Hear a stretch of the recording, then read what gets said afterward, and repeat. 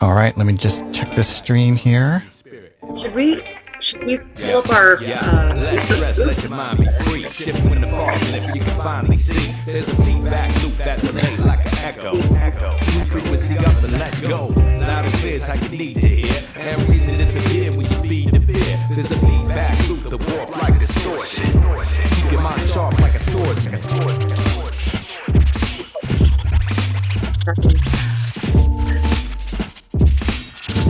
All right, so I'll keep an eye on comments. We're live. The stress that still the breath straight out your chest. Make your home feel like prison. And transform a pile of wisdom to knowledge. It's the lens everything look dark through in the middle of the night when there's no light. It's from Facebook, actually. Feel kinda cold when your own mind hold you hostage in a blindfold. But you can shape shift, break out the matrix. Hack your feedback loop when it plays tricks. The world's gonna look how you feel. Keep your soul in control and the power's real. It's a tightrope, you can't ignore danger. But the more you're scared of it, the more it changes you. hang tight, guys. We're about to start. Listen, let stress, let your mind be free. Shift when the fog lift, you can finally see. There's a feedback loop that delay like an echo. Tune your frequency up and let go. Loud and clear is how you need to hear. And reason disappears when you feed the fear. There's a feedback loop that walk like a phaser. Keep your mind light like a laser. So I'm wondering if anybody's getting notifications that that we're live. That'd be interesting to know. I didn't get any.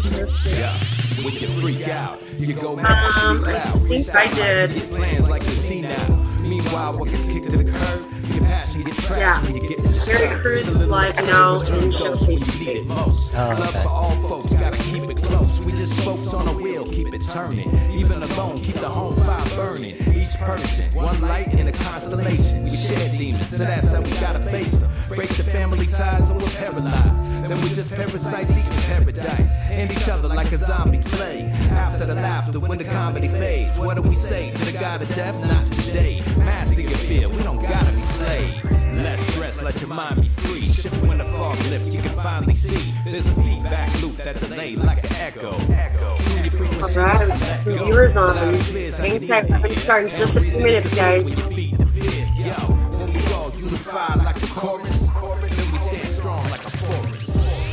In the meantime, I invite you to get grounded and get ready to bring some questions. Get this conversation going.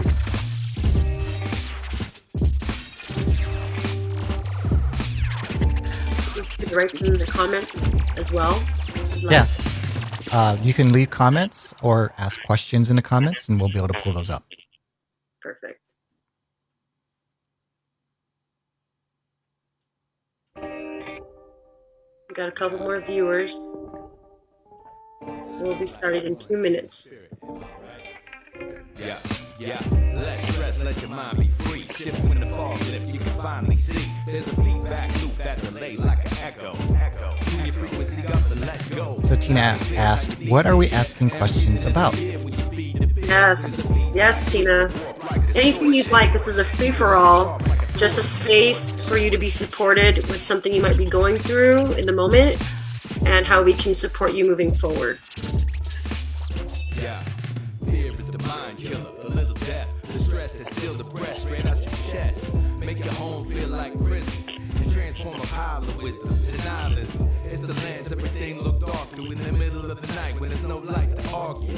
Everything feel kinda cold when your own mind hold you hostage in a blindfold. But you can shape shift, break out the matrix. Hack your feedback loop when it plays. I like this song. Yeah, it's got a little groove to it, right? Yeah, I'm right here. It's good. You can't ignore danger, but the more you're scared of it, the more it changes you. Your heart sending messages. Yeah, Tina. Absolutely. If you can be more specific, please feel free to do so. Tina, before we start off, she's already asking if we can touch base on anti-blackness in the Asian community.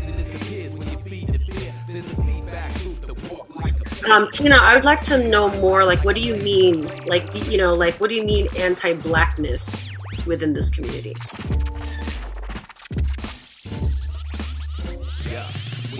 All right, we're going to start going live. Well, we're already live, but the show's going to start in 3, Yes. 2, 1. We're good to go? Yep. We're good to go. You're All right, everyone, welcome. It's 5 o'clock. Thank you for joining us. First and foremost, I acknowledge you for being here. You could be anywhere in this world right now, but you're here with us. And today I have Katie Nguyen, who is a MD turned life coach. We'll definitely touch more on how her journey unfolded and where she's at today. But here we're just to bring into the space of like what's going on in the world and checking in with our energy and our awareness. And then before I also get too ahead of that, I want to also bring it back to Gary, our behind the scenes guy, because as you know, there can't be this without someone supporting. So Gary, acknowledge you for really stepping up and contributing your amazing skills and knowledge to this platform. Katie, why don't you share a little bit more about you, what you do, and how we can support everyone here today. Hi, everybody out there. I am Katie Nguyen. I'm a physician. I'm a pediatrician by trade. I lived many decades of my life following the path of expectations and goal crushing and just doing what I thought I should do in life. And I realized even though I had a secure job, was making 6 figures, had my own home, had friends, had traveled, had all these amazing experiences in my life, I really we're getting some feedback. So I think maybe on Angie's side, you've turned down your speaker a little bit. Okay. Awesome. Okay, so I had an awakening. I had an awakening that really started with me losing my job out of the blue. And to make a long story short, when life hands you a setback, I truly, truly believe that it's always redirecting you towards something different. And at that point, it was kind of a wake-up call for me to really realize that I was not happy inside myself. I was trying to feel good about myself, love myself based on what I was doing on the outside. I was consuming goals, I was doing all the things, and yet I still felt empty inside. I still felt not enough. And that was when I woke up to personal development and, the spiritual journey of really finding myself outside of what I had been taught, especially in the Asian culture, right, where we're taught a lot of the ways that we should be, who we should be, how we should act. And I didn't know who I was at all. And I was trying to make everybody happy. And I was trying to make myself happy with what I had learned would make me happy. And it didn't make me happy. It actually made me quite miserable. And so it was just the awakening to really doing a lot of self-discovery, personal growth, and really taking my life in my own hands. And so what I found along the path was I always say that you find your purpose in living your life, in being who you are, and in being who I was and chasing or pursuing the path of freedom, internal freedom and happiness. I found that coaching was really my life's purpose.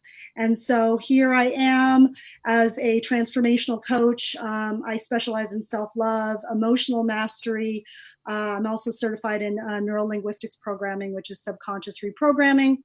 And it's really my mission to help raise the consciousness in the world and to help you find yourself and to truly empower yourself from the inside out. And so I love what Angie's doing in this group, in this platform. And I am not working right now in medicine, partly due to COVID, but I again feel that the universe has redirected me to really put 100% into my business, into what I care about, into my mission. And so I'm here to just serve the space and help you process whatever you're going through. Awesome. Thanks for sharing, Katie. So Tina, actually, right off the bat, thank you so much for asking. Basically, she wants to know, I'm going to go ahead and read this real quick. She says, I want to know, what are your experiences with anti-Blackness in your life, anti-Blackness you've experienced growing up, and even from your own parents, friends, other community members, instances in which we are complacent in discriminating against Black lives. So, basically, from my experience and within the Asian culture, is I feel that, and you know what, it's not just the Asian culture, but people who, if there's something that you don't understand or you don't know, we can make all sorts of things about it up, right? So if that is, oh my gosh, like, why is their skin so dark? That's scary. And scary to me equals not being safe. And so if, especially in Asian cultures and countries where literally we're all the same, and all of a sudden you see something that's not like you know, to be safe is to conform and be a part of something and not want to understand what is on the outside of it, right? Or outside of you. So, in my experience, I mean, fortunately, my parents were not like, they would never tell me, don't talk to Black people, where I know that there's a lot of conversations around a lot of families that are like, don't talk to Black people. So if you have been raised in a way where that narrative was present, that is the programming that starts to, that's why they say like hate and racism is not, we're not born with it. It's learned. So somewhere along your life, you were taught it wasn't safe to be with XYZ. If that's Black, or anything that's different from you, that could definitely be, a contributor to why this whole anti-Blackness, and to kind of stay safe and not speak out and not really like just kind of, be silenced and yet be part of the problem, right? We're not speaking up and saying this isn't okay to treat people this way because of the color of their skin. What do you have to say, Katie? Yeah, I would piggyback on what you said. It's really, it's our conditioning.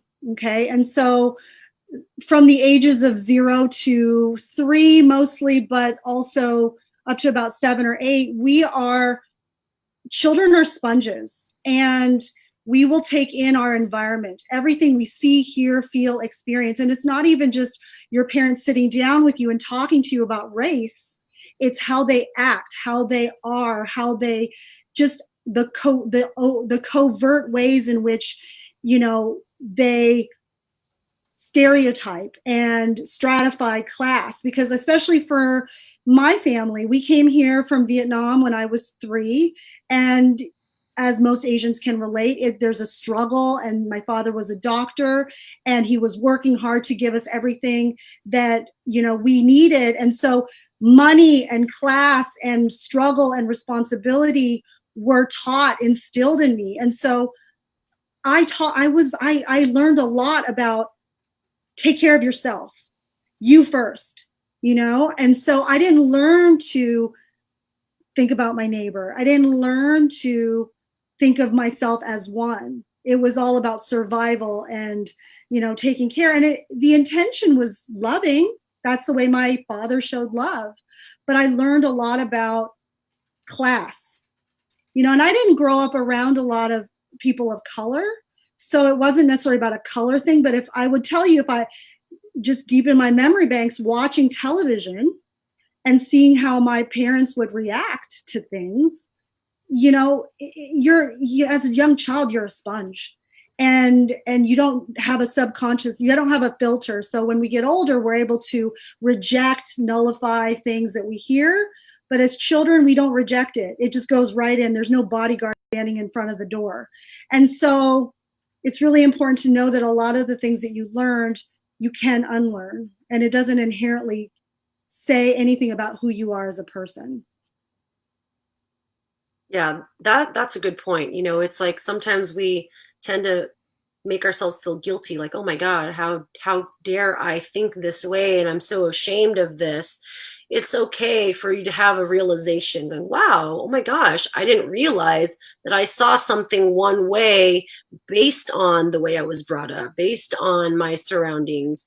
And, at the end of the day, right, like we always want to think that our parents are doing the best they could. So, maybe at some point they experienced maybe something with a Black person that was not very pleasant, and it traumatized them. So now their trauma, they're passing it down to you, right? Oh my God, Black people, they're horrible, they're not safe, and whatever story that they transfer. So now you, the sponge, the little had no filter, not knowing what, but mom and dad is the authority figure. So what they say goes. And now, okay, I get it. I will make sure not to talk to the Black people because, you know, mom and dad made it so scary, and I trust them. So now it's like, oh, we realize, you know, I mean, I've been wronged by every single race I could probably think of, right? It doesn't mean that because that one negative experience I had with whatever race means that everyone's the same, right? That's just not like true. And so having that kind of awareness really can support you as far as, you know, what's coming up for you and what you're noticing in another person, whatever race they just so happen to be. Yeah, I would, and I will say two quick things on that, in that we are doing the best that we can, you know, because if you know how deep conditioning can run, we may know better, doesn't mean we're doing better. And one thing to just piggyback on, Angie, you know, when we experience trauma, it lives in our body. It lives in our body. And even though we can mentally think that we're over it, our body has a different memory bank. And so there's a book called The Body Keeps the Score. And it's so if you've experienced something in the past that was fearful and traumatizing, and you have these stereotypes, and you find yourself, let's say you're walking down the street and you see a Black man and you're clutching your purse, like that's your body's reaction to protect you. And again, this is the biggest overarching message I want to really relay around the movement and around what's happening in the world is compassion, compassion, compassion, compassion. Doesn't mean you're condoning things. It just means that you're willing to understand that I have certain stereotypes, patterns, behaviors, thoughts based on what I learned. My parents did as well. And it takes a lot of work and awareness to unlearn that stuff. So just because we know better doesn't mean that we're acting upon it. It's our subconscious programs. I'll just add this: 99% of what we do is determined by our subconscious mind, not our awareness, not our like, I know, I see, I do. It's our subconscious programs. So those subconscious biases that you may not realize you have, you know, Black Lives Matter is bringing that up now. It's having us all look at the ways that we have biases, and the biases really live inside ourselves with ourselves. So if you have a bias against yourself about something inside yourself, you're going to project that into the world. So this is a beautiful time to really start going deep inside and reflecting on all the ways that I don't love myself, that I don't see parts of myself, and to really reaching out to finding the help and healing so that you can come into the world much more open and much more, you know, understanding of yourself and others. Yeah, very good. Tina, I love that you're staying engaged with us. She's basically saying that, you know, she thinks that the notion of being the model minority plays a huge part in isolating us from how we choose to approach discrimination. That's absolutely spot on. You know, and I'm glad you brought that up, Tina, about the model minority, because I remember Sin Deep had mentioned that, right, with her experience with her mom. And the whole like myth of like model minorities, like, I didn't raise you to be a certain way. I raised you to be quiet. I raised you to like follow the rules and just like be quiet and just like do what you're told, right? Don't stir the pot. Don't make any extra noise, creating attention to yourself, because that's just like, you know, that's a bad thing. And so, you know, we do fall into that trap of like, okay, I'm just going to be obedient and good because, you know, again, the programming, this was what was conditioned in us, you know, be a good student, be a good daughter, you know, and now citizen in the world, right? Model citizen. So, and that means AKA model minority, because in history, knowing history is also so important. Like, it's ever since the test of time of history of all people of color, except for like pretty much Caucasian. I mean, even the Jewish camps, though, they were enslaved as well. So actually, we all kind of had a taste of slavery and some levels of discrimination. The reason why I bring that up, though, is because the model minority came in as a good thing in the beginning because a lot of Asians were brought in as slaves, right? The railroad construction, as well as the farms. So before the Hispanics were doing the farm work, it actually was a lot of the Filipinos, and I believe it was African American too. But then when slavery was abolished, then that's when actually the Caucasians needed to fulfill the low labor workers. That's when the Asians came in. But then the Asians, they wanted the American dream. They wanted to create financial freedom and abundance, and knowing that they could make more here versus from the countries they came from, which is why it's also very common for Asian families to come here, get employment, and then send money over to to their hometown.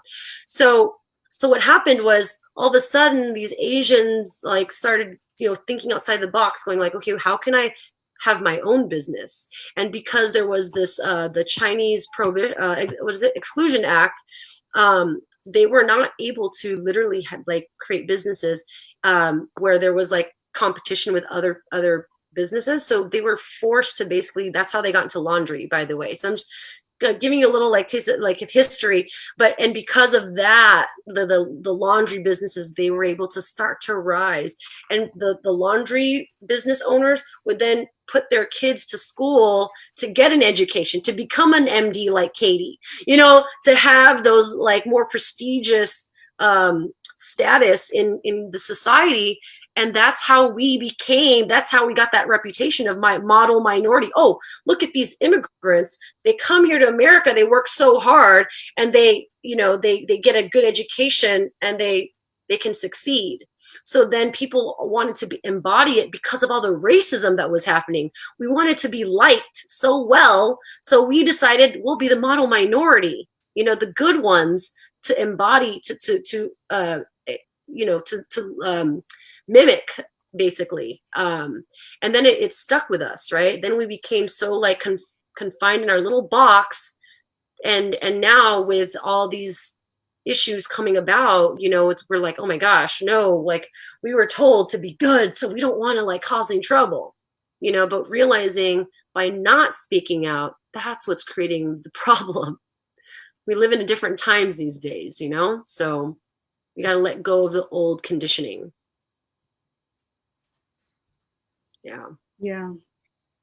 I will say that it just brings up how we've all been oppressed in some way, shape, or form. And Black Lives Matter and everything that's happening with anti-racism is really shining that light on how all of us have been oppressed in some way, that we think we're free, but think about the times where you're afraid to speak up, or you're afraid that you're going to do something right or wrong. These are things that oppress us. And as a collective, we are all needing to look at that, because it's not serving humanity. And yes, right now we are focused on people of color, because that's the group that are experiencing the worst and the most oppressive consequences.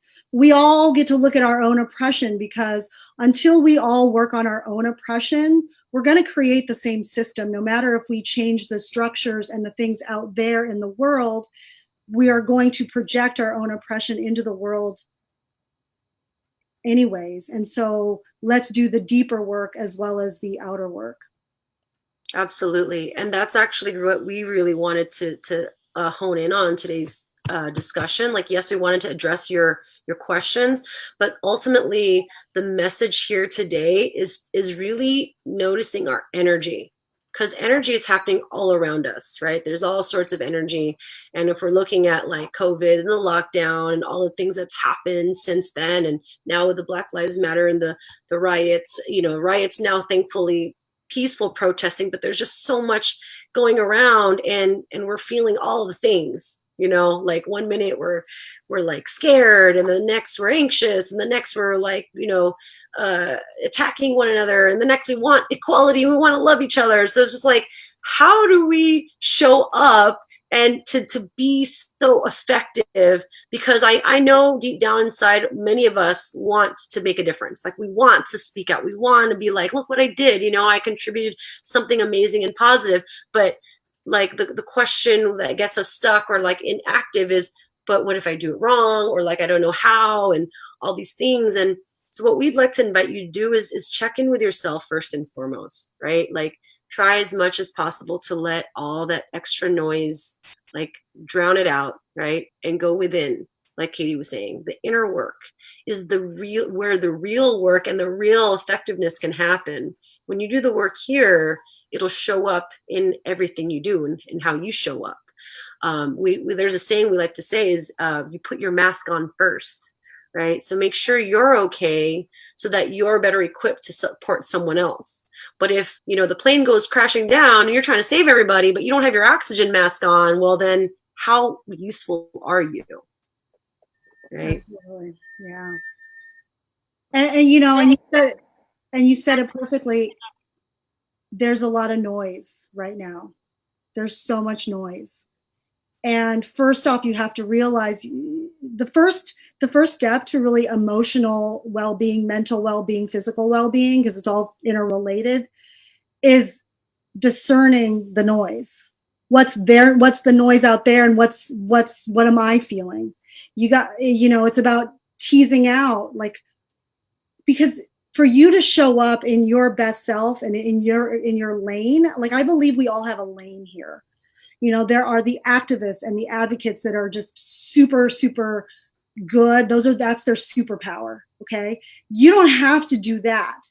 What can you contribute that feels authentic to you? And for you to find that message, to connect with your heart, it really is a matter of, like, taking the time to shut down the noise, to shut down the social media, to shut down the television, to spend some time with you, connected with you. Because if you're finding, and the first clue is that, like, my body feels weird, I don't feel right, I don't feel clear-headed, I don't feel like, you got to check in with your body. Number one, your body is the first place that's going to tell you what's going on.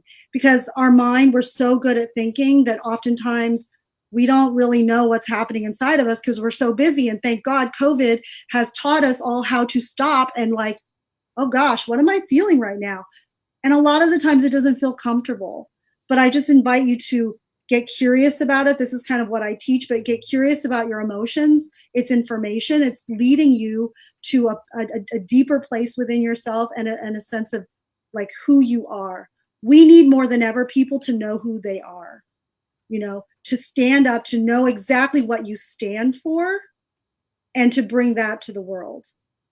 I stand for compassion. I stand for authenticity. I stand for empowerment and internal freedom. So I know that that's my gift. That's what I give right now. So get connected with you. Know what your gifts are. What are you good at? And then start bringing that into the world. So good, Katie. I'm like, yes, in the background. So good. No, seriously, it's so true. Like, your body is, it's such a gift. This system here has multiple systems that work on its own and can heal us without even thinking, right? And so if we are super connected to how we are feeling in our body physically, we can then address whatever is coming up. But if we ignore it, and I like to use analogies. So, for example, if my bladder says you must empty right now, and I'm going, what is that feeling? Like, whatever, I'm just going on my day, and all of a sudden, like, hours later, I'm like, holy crap, like, I'm gonna die, So, like, if we ignore the signals, the very intelligent, like, nudges that our body is telling us, don't ignore it, right? Like Katie said, when it's uncomfortable, a lot of times we want to, like, shy away from discomfort because we want to stay comfortable, but comfortable is, like, literally your enemy. Honestly, like, you don't want to stay in comfort. We want to get a little uncomfortable because that's where growth happens. That's where breakthroughs happen.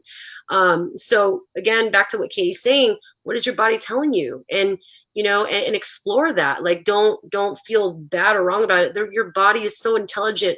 It's telling you something. So listen to it, and when you do, you'll know what to give it. You create that relationship, and that in itself creates a level of trust within yourself. Like, wow, I can take care of myself. You know, I get that it takes time, it takes practice. You know, we're like, we always throw things around like self-care and self-love. And we're like, yeah, well, how the do I do that? You know, sometimes when we're so like caught up in just, again, the noise and all the distractions, it's really hard to look within and ask yourself, really, what do I want? And could that be something for you to just really like marinate on, you know, like let it, like mantra, like whatever it is, like sit in that question and really dive in. You know, maybe if it's like journaling for like, you know, 10-15 minutes of just like whatever comes to your mind. What do I want? I don't know. I don't even know. I don't know what I want. Oh, maybe I want this. I mean, literally just start, you know, putting it out, what's coming up for you. And there you will find some answers, you know, and then when you find that, again, dig deeper again. Right.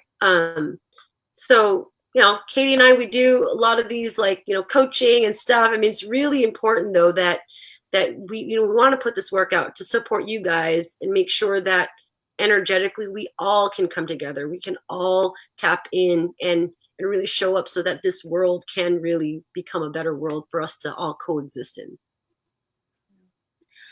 You said so many good things, Angie, and I want to address each and every one of them. Okay, that analogy with the bladder was bomb, because how often in your life do you hold your bodily, you know, yes, and we could get a little graphic here, but like, yeah, we pee, but like, especially professional women, like I heard one time from one of my mentors, like professional women, ambitious women, we never fully pee, right? We never fully deal with it. We shortcut, we bypass, we pretend it's not there. We're like, I can hold it even longer. And it doesn't, it's just like taking out the trash. If you don't take out your trash, then it's going to eventually get stinky, or your bladder will get full, and then it's too late. And then it's like, and then you just have an accident. So this is what's happening in the world. People have suppressed their feelings for far too long, looking the other way, pretending that it doesn't exist, or shaming themselves for having feelings. And then when something triggers, you know, George Floyd, everything, years of like not being connected to your emotions is coming up right now. So it's very important that we start to learn emotional intelligence, emotional mastery. And the first step to emotional mastery is creating safety for you to feel your feelings. All right, I thought I turned that off. So for you to feel safe in your body. And so the quickest way you can feel safe in your body is just breathe. That's one gift that we do not lean into. So when you feel some sort of way, instead of turning on the television or grabbing for the bag of chips or whatever it is that we do to numb it out, take a walk, breathe intentionally, take some cleansing breaths, and just get curious about, like, what do I feel in my body right now? Where do I feel tension or heaviness? And what is this about? And then just sitting with yourself. You know, it's just a matter of getting safe in your body to feel what you feel, because I'll tell you, for a lot of people, they don't even know how it feels to be in their body anymore, because we've been so busy and living our life from here. And so breathe, take a walk, dance, you know, turn on some music and just let your body move the way it wants to move, not because you think someone's watching you or you're going to post it on Instagram, but just like move in the way that your body, because your body has an intelligence that you're not even aware of, and it will give you wisdom. And so, you know, this is a time to really just getting connected with yourself and creating boundaries around what intrudes upon that connection. Yes, I love all the things that you're saying, Katie. I love how we're like bouncing off each other, because such perfect timing. So Willie, you know, he's been posting, and I've been following him on his like personal page as well as in our group page. And I know he's been really struggling with, you know, abusive father. And, you know, Willie, your story really reminds, I mean, me so much of mine, honestly. Like I feel like I'm speaking to me, like, I don't know, 5 to 10 years ago. So I do want to let you know that, you know, there is hope. I know it's like part of the like process that, like, how do I say it? There's like steps that you can't quite skip. And unfortunately right now, this is part of those steps that you have to go through, like staying with your dad at some point, so basically I want to read a little bit what he wrote, Katie, so you can hear it, you can speak into it as well. But he's saying the issue he wants to bring up is he's brought up in an abusive environment, living with abusive father, and can trace the lineage of abuse to about 1 or 2 generations of the father's side. The lockdown has made him realize how tough it is to be in the same space, and he really wants to take the initiative to break the cycle of abuse. Excellent. That's what it's all about. That's what we're all here for, by the way. We're here to cut the freaking ancestral trauma. That's what it is. It's ancestral trauma. Like you said, 1 to 2 generations past. It's exactly what's showing up. So actually, really quick, I want to say too, Willie, see this as beyond your father. Your father is a vehicle. He is, he's transferring messages that have been coming through to him. Unfortunately, that message is rocky. It's abusive. It's toxic. It's all the things. It's, the way that I would invite you to look at it as I did with my father, because my father came from escaping Vietnam. He's a Vietnamese, refugee, went to Cambodia, Khmer Rouge. He's seen a lot of violence, a lot of trauma that he hasn't even really fully spoken out into, but he's shared just glimpses. And I can only imagine from those in itself what that could be like, living hell. And with that, my dad became very angry, yelling a lot, and just explosive, right? So his PTSD basically was passed on to me, and I didn't realize that I was absorbing that energy, right, as a kid, and not understanding why the hell is this guy so freaking angry? And then I'd be angry. So that's what's happening with you. You're like, oh, I can't stand this, but the thing is, if you can see your father as this kid who, what did he go through? What did this poor man go through that created this anger inside him?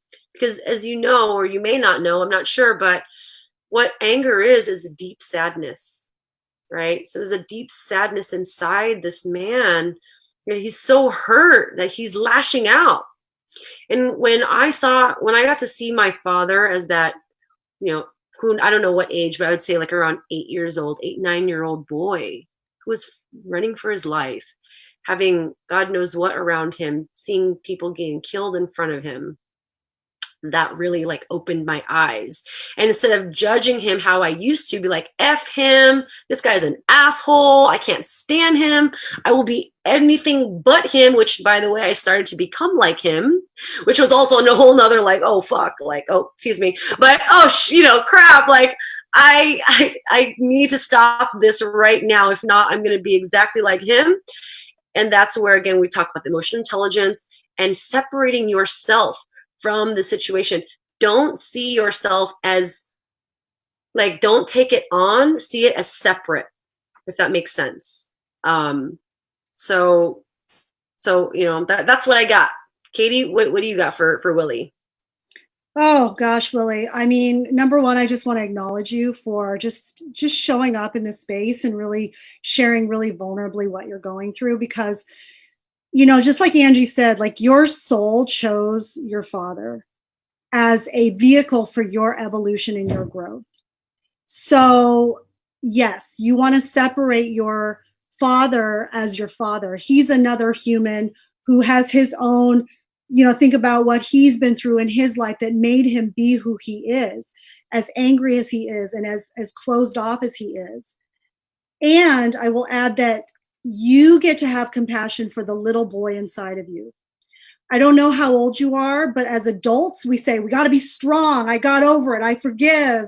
No, the little kid inside of you is still traumatized. The little kid inside of you, like that sponge, like I said, from those ages, those tender ages, what did you experience? That's scary. Is that fair for a little kid to experience? And this is your opportunity to reparent yourself. So what your father did not give you, what the safety that you didn't have, the love and the affection and the acknowledgement that you didn't get as a child, and even still as an adult, you get to give that to yourself. So if you can just remember, anytime you're feeling triggered by your dad or he makes you go low, how can you see the little boy inside of you and give that little boy what he really needs in that moment? It's not a pep talk. It's not telling you to be strong and shut up. And because we parent ourselves the way that our parents parented us. And very much like what Angie said, I was turning into my father. I was angry. I was judgy. I was better than. And I just had to realize, oh my God, I'm becoming my father. So in many ways, how are you treating yourself like your father treated you? Ooh, so good. Yeah. Go, go, go. No. So when you talk to yourself, Willie, I would invite you to ask yourself, is this how I would talk to my son? Is this how I would talk to somebody I love? So that inner child in you, I could go on for days, but that inner child in you just needs you to hear him, to listen, not to tell him how to be, how he should, there's no shoulding here. And this is for you to just really tap into your emotions and let yourself cry, let yourself feel what you feel and know that it's okay. And if you don't judge yourself, then you'll process that energy, that emotion, and you'll move forward. The reason we stay stuck in our sadness and our anger and our pain, because there's a part of you that's resisting it, telling yourself that I shouldn't be feeling this way. Because there's still a part of that little boy that still needs to love his father. So love yourself, reparent yourself, and you'll notice that your attachment to what your father does is not as strong, and you can start to just give yourself what you really need in that moment. Yes, very, very good. I love it. Love it. And back to also when you're questioning yourself, am I doing the right thing? You are absolutely doing the right thing. I love that you're learning to transmute. Like you're noticing, oh, I don't like this right now. He's yelling. I'm going to go for a walk. And beyond going for a walk, you're giving your body this physical activity and stimulation that creates endorphins. Then you're taking it to another level and you're capturing beautiful photos of nature and, really it's funny because, photography is interesting, right? It's all perspective as well. So if someone sometimes is feeling dark, they sometimes capture dark moments. But I notice in your photo capturing, you actually capture beautiful, amazing photos like of life, of nature, and it's really healing, to be quite honest. It's inspiring in itself. So Willie, I think you're onto something. Like your natural instincts are kicking in such a way that's guiding you, and I would really want to encourage you to lean into that. Like let that be your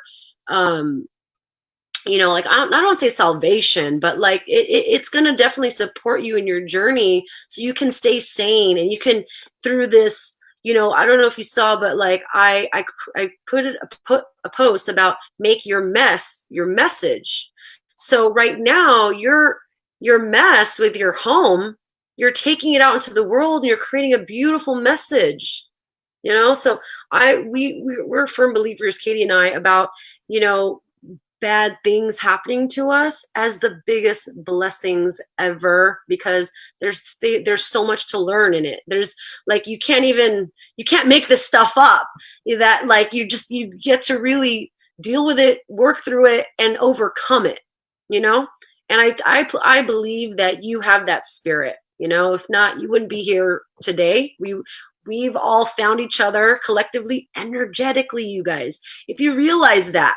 Right? Just knowing that we're in each other's like sphere, so to speak, enough to bring us together here, all of us strangers, but here we are for a reason, and trust in that and let it lead you. So keep it up, Willie. Yeah, can I add something to that for Willie? Yes, I love that you are tapping into your inner child, allowing yourself to. It's like when I look at your pictures, it's like there's a sense of wonder. And so just give that little boy in you that had to grow up so quickly, like an outlet to play, an outlet to get creative, an outlet to feel what maybe you didn't get to feel as a child. Let yourself cry. One of the things I often tell my clients to do is write a letter, to that little boy, telling him you're sorry that he had to experience what he experienced. And then conversely, with your non-dominant hand, write a letter from the inner child to Willie adult Willie? What does your inner child want you to know right now? That's a really powerful process to get connected with that part of you. And absolutely what Angie says, like, you have a spirit about you that I have no doubt you're going to overcome this. And every time it feels hard for you, just know all of the people that you're going to help that are struggling with the same stuff, that are too afraid to talk about it. You know, make your mess your message, make your test your testimonial. When those dark times come and you don't know how you're going to get over it, think about all the people that you're helping. And you are already helping just by speaking up and sharing your journey with people. It's amazing. So yeah, just stay strong. And don't stay strong. You don't have to be strong either. You can be whatever you want to be. Honor your feelings, honor whatever's moving through you. Make it all okay. Okay? Yes, absolutely. And by the way, too, in addition to your photo skills, you're also, writing all these rap lyrics, right? So like, I mean, you're really channeling something and creating something else. So I really acknowledge you for doing that. I mean, and really the fact that you're so active in the group, I love that, because believe it or not, people are watching. People may not be sharing at this moment because they're either afraid or they don't know what to say or whatever the case may be. But, you showing up and being so transparent about whatever it is, I'm feeling depressed, I'm feeling angry, I'm happy. I mean, great. I love it. All this sharing is, like that saying, I don't know if you guys heard the saying, I'm sure you have, sharing is caring. It really is, because it gives people an insight as to what someone else is going through, and then they're able to reflect back on what they're going through, because you guys, more likely than often, we all go through the same struggles. It doesn't matter, oh, Katie's a doctor, she's never experienced self-doubt, never. Yeah, sure. Or finding a career that she loves, because another thing in the Asian culture is like, go get a job that's going to be like successful. So you better be a doctor, a nurse, a lawyer, or some kind of engineer, tech, you name it. But anything else than that, like life coach, healer, huh? Right? Oh my God. My mother, Artist. yeah, she has, that was one for her to really ingest, especially single woman, life coach. What did I do wrong? Where did I fail you? Yeah, it's, we're all having the human experience. This is the human experience right here in front of our face. And as tough as this time is, it's really waking us up, and let's use the opportunity to really use our human experience to connect with one another and to find the bridge. Yes, absolutely.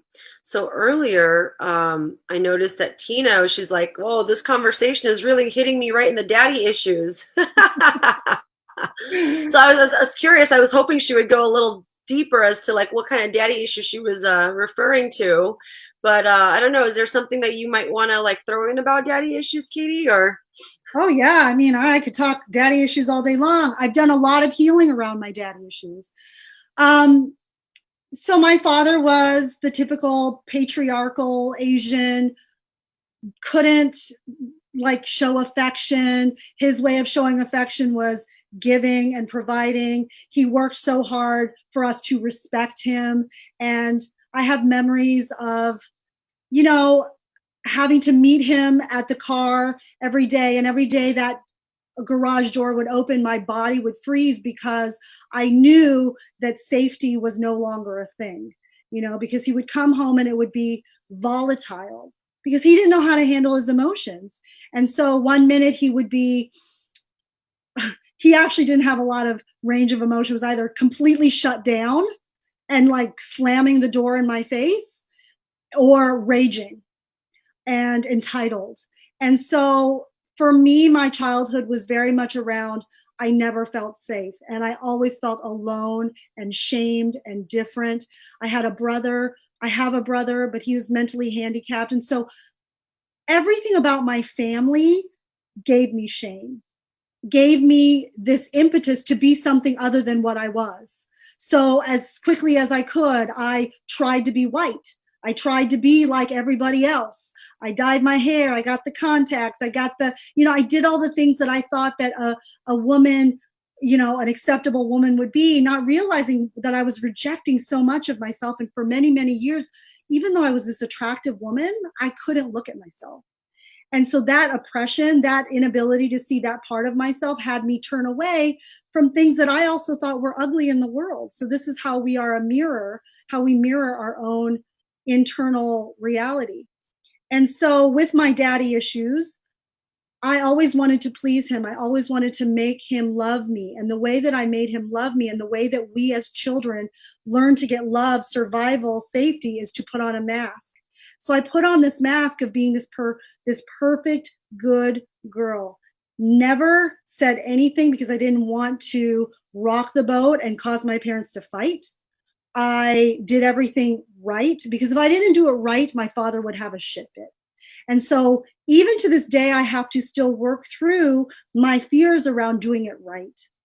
So right and wrong like trigger me.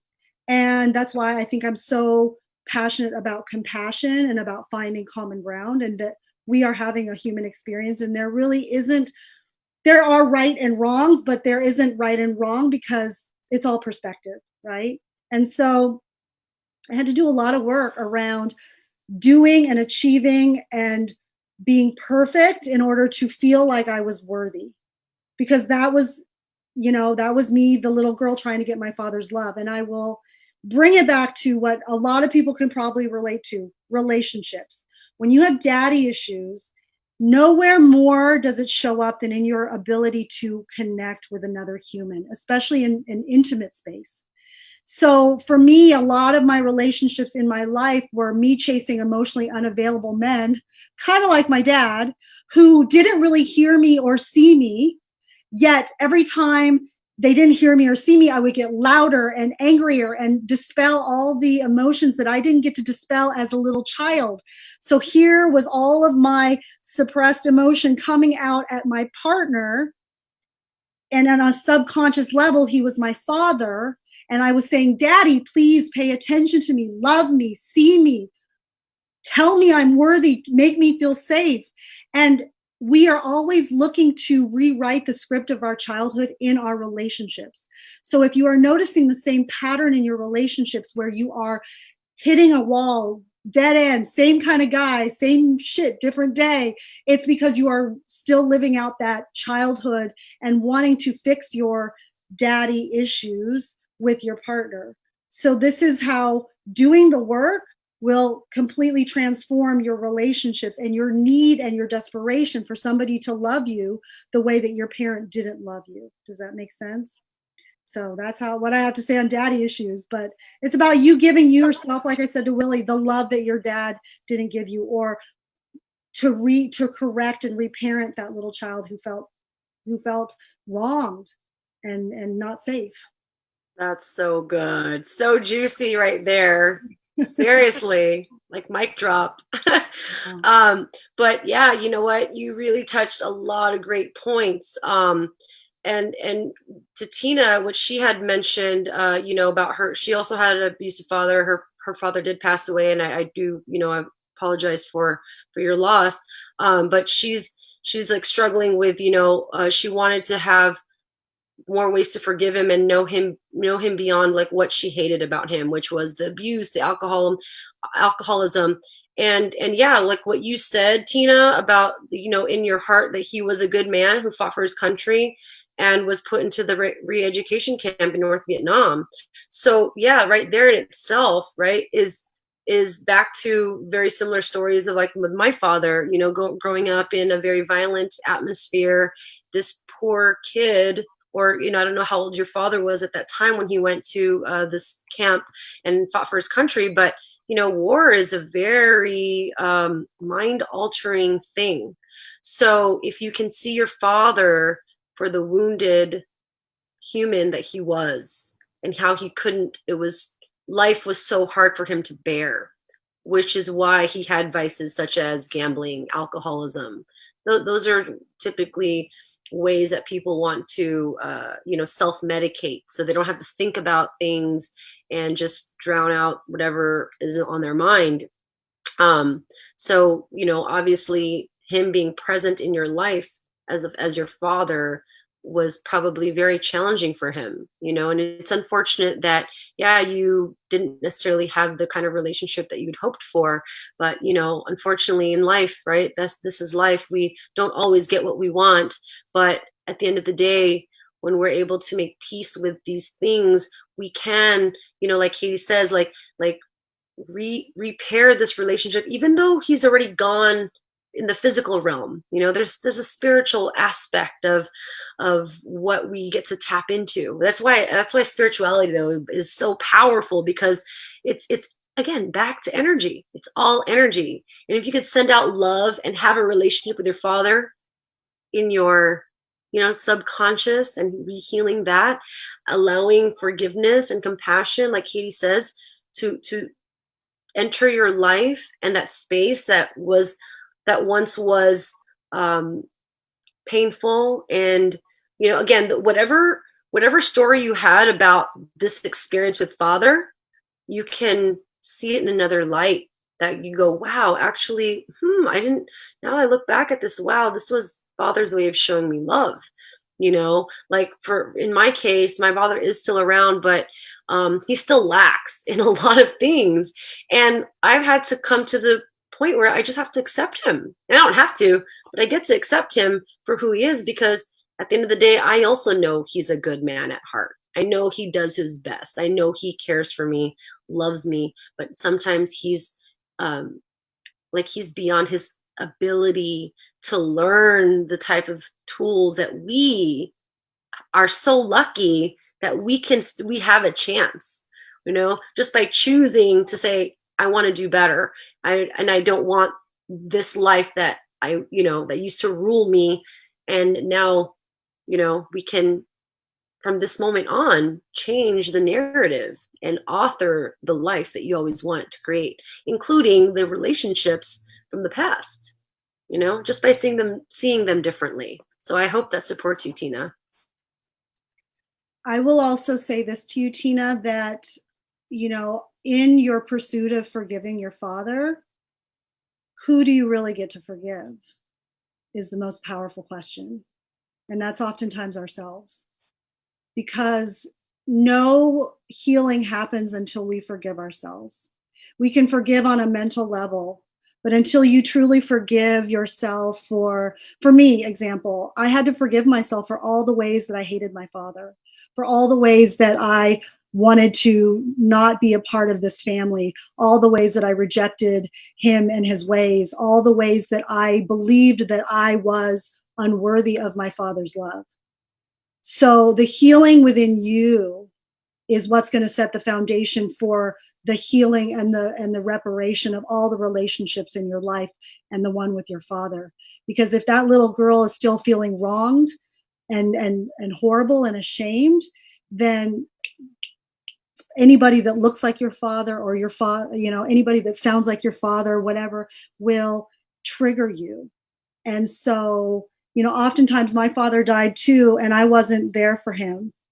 And after his death was when I had to, and it did help me to shift my view of him when I saw him ill, in that I saw him as a small, helpless, weak man. And even that wouldn't have solved it had I not really done the work with myself. So, really ask yourself those powerful questions, and really honor your response. And you know what? I love what Katie says, that, about like asking yourself these powerful questions.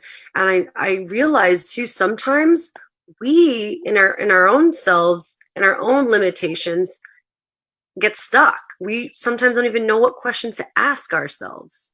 So this is also why we create this space here, so that we can also invite the questions. We can start asking you questions that you may have never asked yourselves before.